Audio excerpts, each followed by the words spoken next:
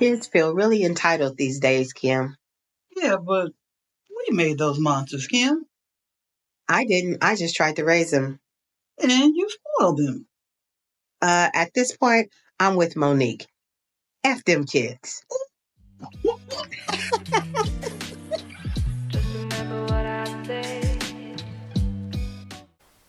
Hey, welcome back to another episode of A juicy Juicy Podcast. Podcast. Yes, and today we're talking about resilience. Okay. Resilience. I like that. And us as a whole, as a country, as people in general, how are you doing? How are you doing 4 years after the Big P? How are you doing? The Big P. Yeah. Have you recovered from 2020? Oh, that's the big. Okay. The Big P. Oh, okay. My bad. But I feel even now that some people are still dealing with the ramifications of it. Of course. Mentally. Mentally.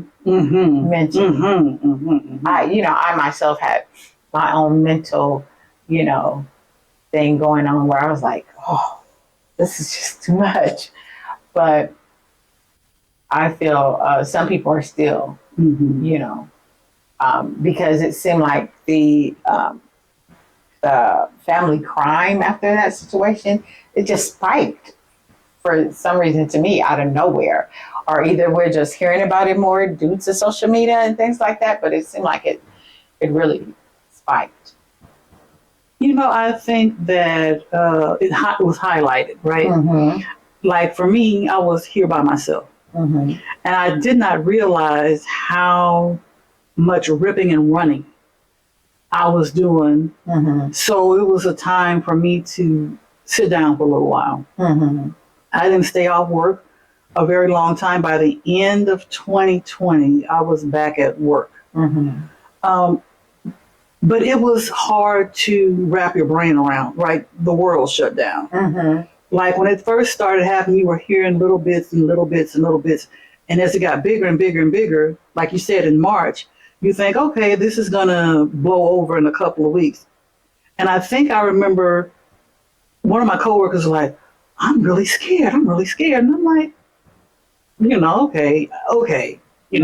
They talk about Ebola. And, I feel like every so many years they bring some tragedy to us to scare us to it. Right. You got bird flu, you got killer bees, you got mad cow, it's something all the time. Right. So I but then I think when they canceled the games, and they turned the lights off on Broadway, I'm like, oh, this real, like around the world, not just. I was like, okay, this is serious.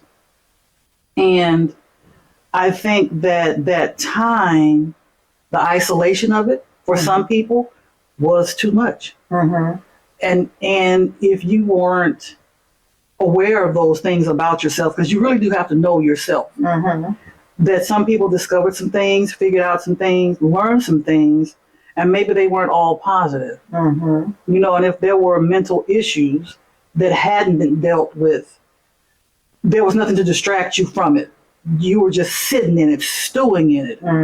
And the tension of it and the fear of it and the lost wages and the grief of lost lives was just exacerbated 100-fold. And I think that that's part of the reason why so many people struggle and are still trying to come to terms, And I think it's a hard thing too for adults, because usually when things happen, it can be limited to certain demographics, right? Right. It's either working class people, or it's a young people thing, or it's a rich people thing. This was a human thing. Right. And everybody, yeah, caught that. Ooh, yeah, it was a rough time. It really was. But I just did some self-reflecting and, just asking myself, okay, what is it that you want? How do you want to be in the world? What do you need? That's what I that's what I did during that time. Mm-hmm. And it just made me pray more Mm-hmm. for myself, for people, for the world. It just made me, say, okay, if there is something to be learned, I want to learn it. I want to know it. I want to be better because we need to be better. Right. Because this was like a curse from on high or something. And I know medically and technically and all that other stuff, I know the difference. But if you are a person of spirit, you're a spiritual person, you kind of see like, wow, people, we need to change. We need to do better about ourselves and how we treat each other. Right. Because that time shows you how much you need. Whereas, we go about our lives as separate. But that was a time when people needed each other. Mm-hmm. No matter where you were from, what walk of life, and everybody could relate. You're no better than me. Your money doesn't make you different or better. Your complexion doesn't make you. You can't say that because we all falling up out of here. Right. Everybody's getting up out of here. Right. So we better be united as a humanity. Mm-hmm. It was deep, wasn't it? It was Yes. deep. Like you've never seen anything like it in your lifetime. Mm-hmm. Yeah. I hope that people are recovering. I hope that they are making some changes that are beneficial to them.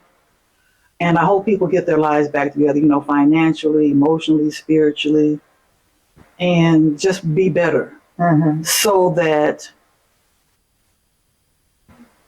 you can heal from within. Mm-hmm. Because people were baking bread, all the TikTok videos, all the stuff. And it was really inspiring to see people trying Mm-hmm. to be kind, Mm-hmm. trying to be humble. You're right. It was wow. It's crazy that it's been 4 years. Time flies. But at the time, it was dragging, Yes. Mm-hmm. And there are people who are still physically, right, dealing with the aftermath Yes. right now. Mm-hmm. Even though it's not talked about, you don't get those numbers like we were getting those numbers constantly. Right. There are people who are physically still struggling to get well. Mm-hmm. So love and prayers to you. Speedy recovery, continued recovery, complete recovery to you. Yes. You're out there still dealing with the physical ramifications of that time. Mm-hmm. Did you have it anytime?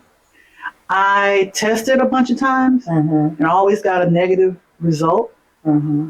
And what's crazy is that time made colds and flu super scary. Like you can't, like sometimes you just get a cold. Yes. So I can't say based on the testing, no. Mm-hmm. But I'm pretty sure probably. Mm-hmm. But I was never sick at all during that time. I probably had a cold a time or two, but nothing that lasted, nothing that lingered. But then I wore my mask. And people are like, oh, the mask doesn't do anything. It's not, hey, I don't know, but it can't hurt. Mm-hmm. And I'm anal. I'm anal about washing my hands. My hands were raggedy and crusty and crunchy, and I washed my hands excessively. I wore my mask all the time. I was serious about social distancing. Mm-hmm. I bought all the Lysol I could find. I was always spraying, wiping, cleaning. Yeah, and then I made my own little homemade concoction with ginger and turmeric. I was in here. She was ready for war, y'all. She was ready. You know what? I just got up and drank it every day. I saw something online and what the healing properties were, and I made a jug. I think I seen that. They had some big pot and was putting a bunch of stuff in it. And so I just got my shot glass every morning. I had a shot of turmeric and ginger and orange juice and apple cider vinegar and something else every morning, just for months. And just, I'm at the house. Even when people were going back out, like in 2021, 4th of July came around, people were I ain't going nowhere. If people stood too close to me, I moved out the way. I was just, and because my mother's a senior. And so I knew that I would be around her or think, I didn't want to take anything. I didn't want to give anything to anybody. So I did my best to be as well as I could be. And every little thing, every sniffle, every cough, I coughed. Oh Lord, I coughed. I'm We serious. had 20 kits in the house to double check. I coughed. I'm cooking and pepper makes me sneeze. I sneezed.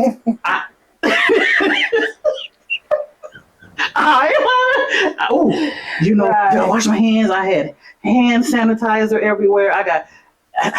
All the hand sanitizer in the house. I had stations in the house. Wait, when I couldn't find hand sanitizer and I could find alcohol, I put it in spray bottles and I was spraying my hands with alcohol. Oh, steering wheel, doorknobs.